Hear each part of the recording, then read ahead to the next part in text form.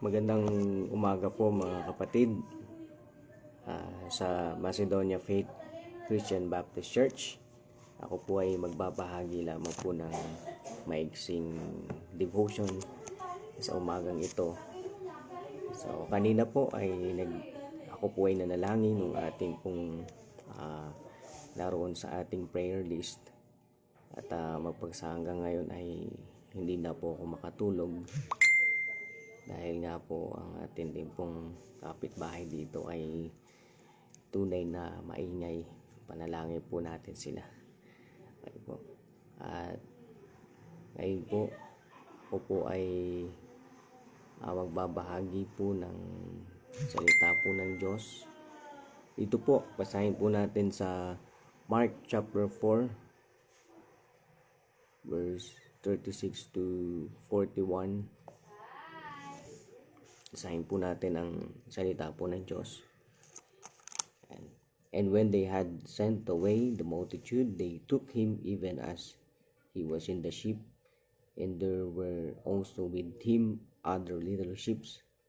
And there arose a great storm of wind, and the waves beat into the ship, so that it was now full.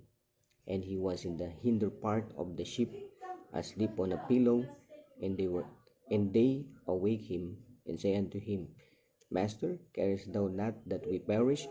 And he arose and rebuked the wind, and said unto the sea, Peace, be still. And the wind ceased, and there was a great calm. And he said unto them, Why are ye so fearful? How is it that ye have no faith? And they feared exceedingly, and said one to another, What manner of man is this, that even the wind and the sea obey him?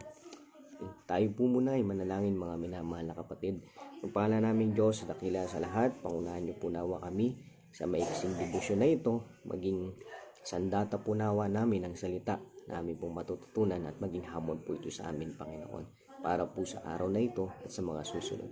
Gabayan niyo po kami, Panginoon, pakingatan niyo po ang bawat mga kapatid, at nawa ito po ay kanila rin pong mapakinggan ang aking pong pagbabahagi. Ito po ang minalangin sa pangalan ni Jesus. Amen. Amen.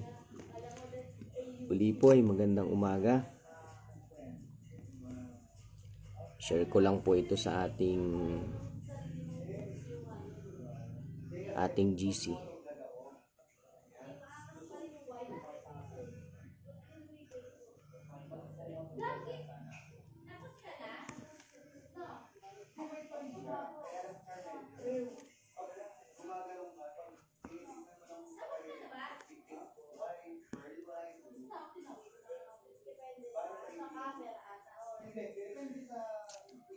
Okay, yan po.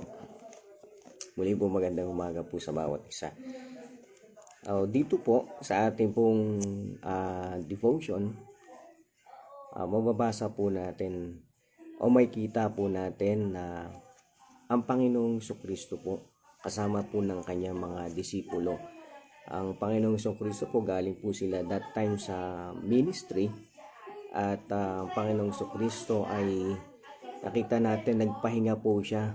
Siya po ay nakatulog.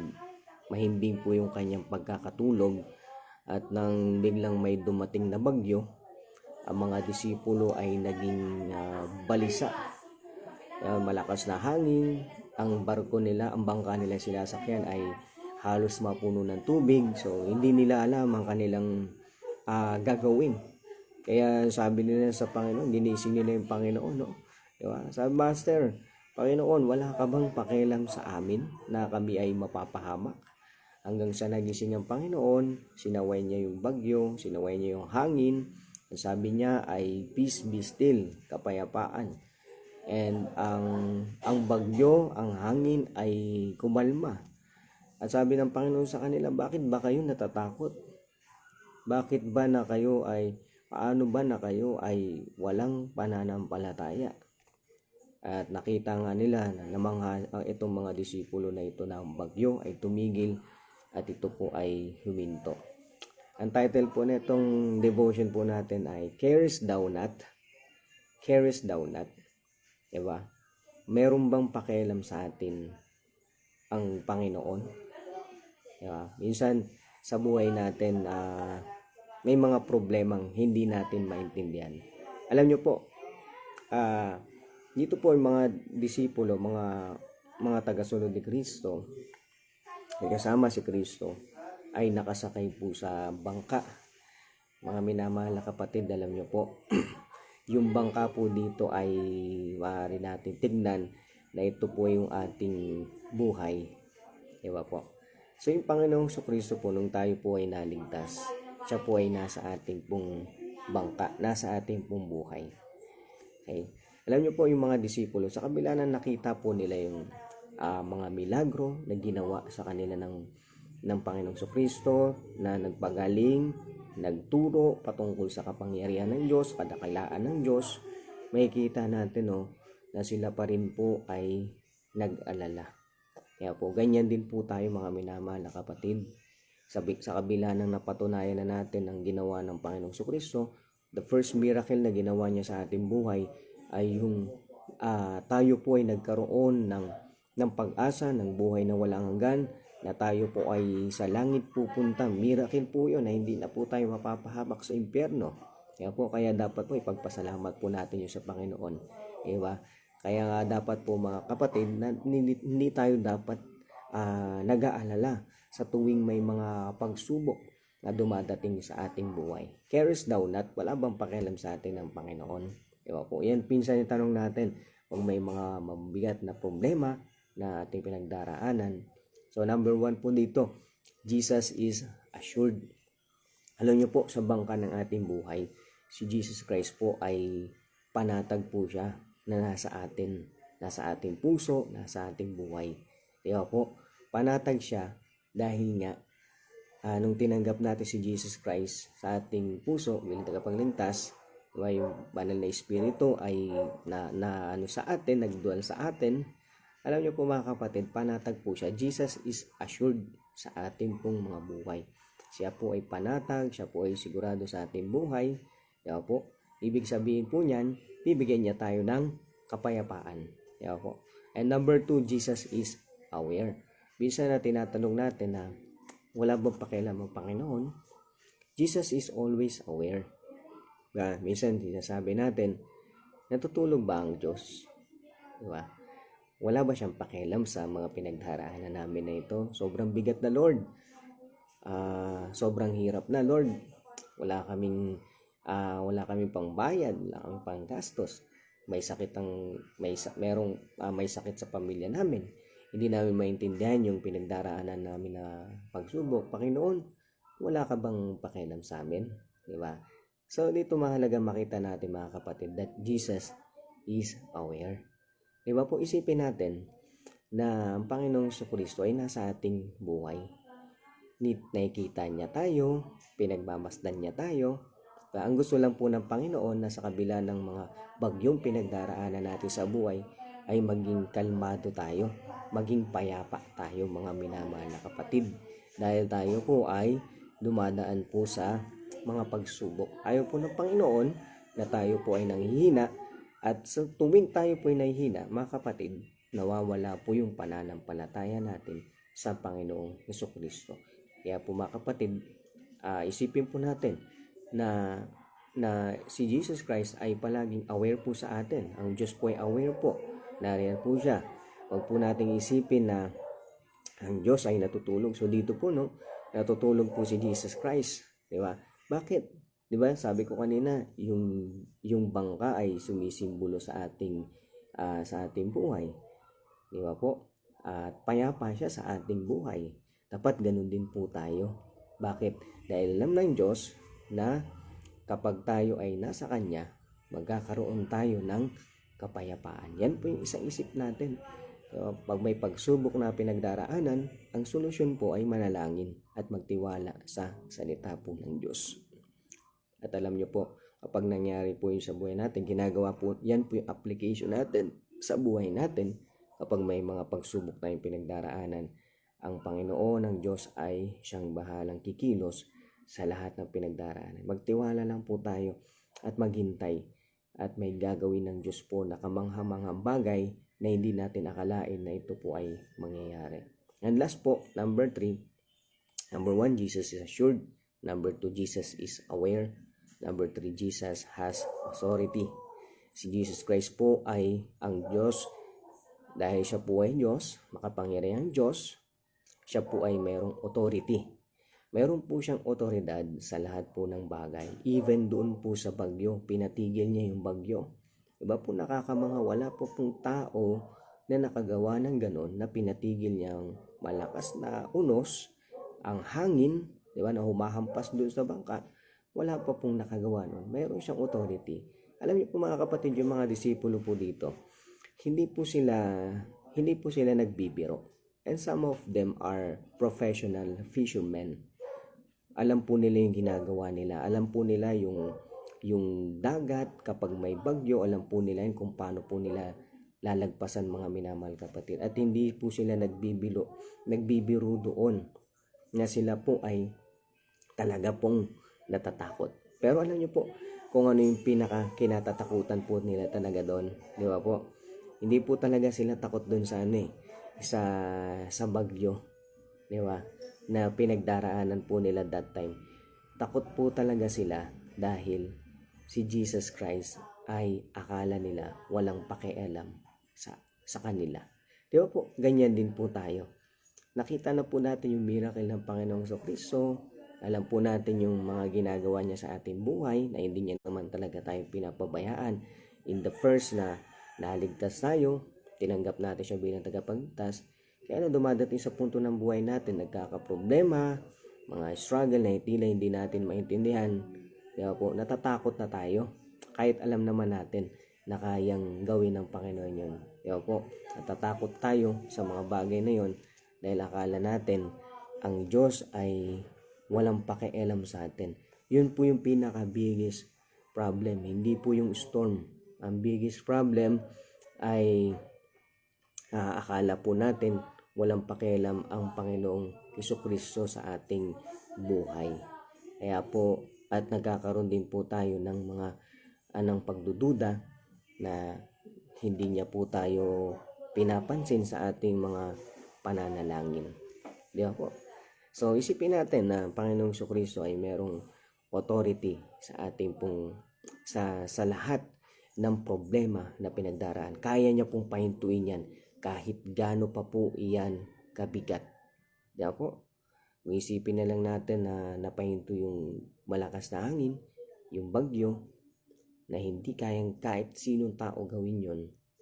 Ang Diyos lang ang makakagawa nun. At tunay na Diyos ang Panginoong Jesucristo. Kung paano tayo nanampalataya sa Kanya, tinanggap natin siya bilang Diyos at tagapagligtas ng ating buhay. Mga kapatid, dapat ganun din po hanggang sa ngayon yung pananampalataya po natin sa Kanya na buong buo, hindi po mawawala, hindi po magkukulang. Kaya po, napakasakit na sinabi ng Panginoon na wala ba kayong pananampalataya? Bakit kayo natatakot? Diba? Parang gusto sabihin ng Panginoon, kasama niyo ako sa bangka Diba? Kasama niyo ako sa buhay niyo. Bakit kayo natatakot? Hindi po ba? Kung paano sana hindi tayo natakot na pinagkatiwala natin sa Panginoong Jesucristo yung buhay natin, nung tanggapin natin siya, dapat magpasa hanggang ngayon sa ating buhay pananampalataya. Huwag po tayo matakot. Isa po sa mga nakasakay sa bangka nung panahon na yon ay nagsulat po siya. Kaya po, sa 1 Peter chapter 5 verse 7, sabi po doon, casting all your care upon Him, for He careth for you. Casting, ibig sabihin, ipagkatiwala mo, ibigay mo sa Panginoon yung lahat ng iyong kabigatan, ano man yung iyong dala-dala, dahil siya ay nagmamalasakit, dahil siya ay may pakialam, dahil siya ay nag-aaruga sa atin. Kaya wag na po tayong mag-alala, mga minamahal na kapatid, kapag may pinagdaraanan tayo.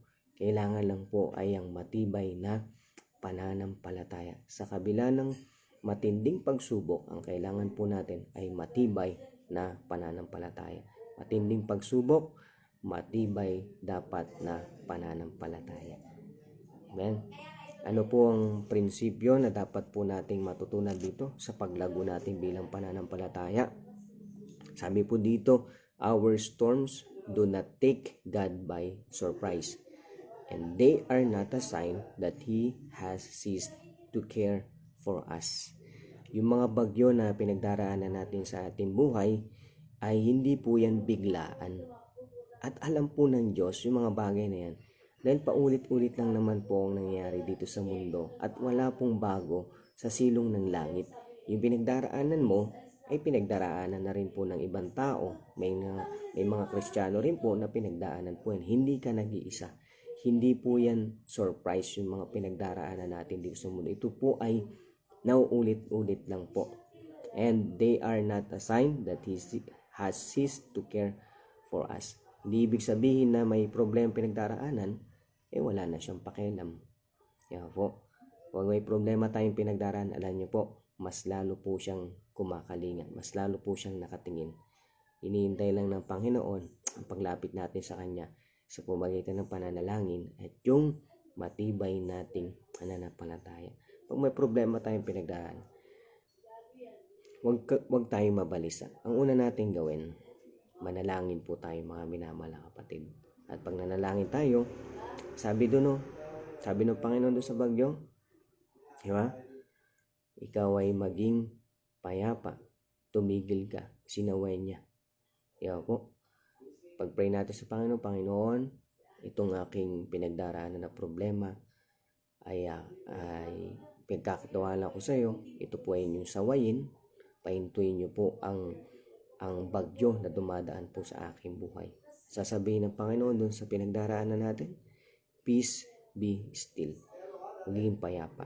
Mga kapatid, maging payapa po muna sana yung puso natin. Dahil po pag payapa yung puso natin, pinapakita natin na tayo ay may Kristo sa ating puso at siya ay may authority na gawing payapa rin po ang mga pinagdaraanan. Magugulat po tayo. Kaya subukan nyo po. Hamunin nyo po ang Panginoon. Pag may problema po kayo, gawin nyo po itong bagay na ito. Dahil ito rin po ay napatunayan ko po sa aking buhay. So yun po ang ating po pinag-aralan. Carest thou not? Number 1, Jesus is assured. Number 2, Jesus is aware. Number 3, Jesus has authority. Magpalang umaga po sa bawat isa. Tayo po ay magtapos sa pananalangin. Dakilang Diyos, salamat po sa pag-aralan po namin. Tunay nga na napakaraming pagsubok ng buhay at sa buhay Kristiyano, sa kabila ng pagsubok na pinagdaraanan, mapalad po kami na kayo po ay aming kasama sa aming buhay na ito. Naway tulungan nyo kami na maging matibay, lagi namin isaisip na kasama po namin kayo sa lahat ng pagsubok na ito na kayo po ay nagkakalinga. Patibayin nyo po at pakatatagin ang aming pong pananampalataya. Kayo po nawang siyang kumilos sa amin sa pamamagitan po ng mensahe ito. Ingatan nyo po at gabayan ng bawat isa, ilayo sa kapahamakan. Dalahin ko po ang provision sa lahat ng aming pangangailangan, mga bayarin, sa bawat kapatiran, Panginoon. Kayo po ang siyang magkaloob. Huwag niyo pong pabayaan ang aking mga kapatid, Panginoon. Kayo po ang siyang magbigay ng aming pong pangangailangan naman. Naway maging matibay at matatag ang aming pananampalataya. Ito po ang aming dalangin. Binabalik sa iyo lahat ang kapurihan sa pangalan ni Jesus. Amen. Amen. Maraming salamat po sa bawat isa. Uli po magandang umaga po. At yung panalangin po natin, huwag niyo po kalimutan. Naway magtuloy-tuloy po yung round the clock prayer po natin. See you on Wednesday sa ating prayer vigil, 6 p.m. up to 12 ng gabi. At imove po natin yung ating water baptism sa Sunday para marami pong makawitness ng ating baptism. Pag-pray po natin yung candidate for baptism. Muli po magandang umaga. Salamat po.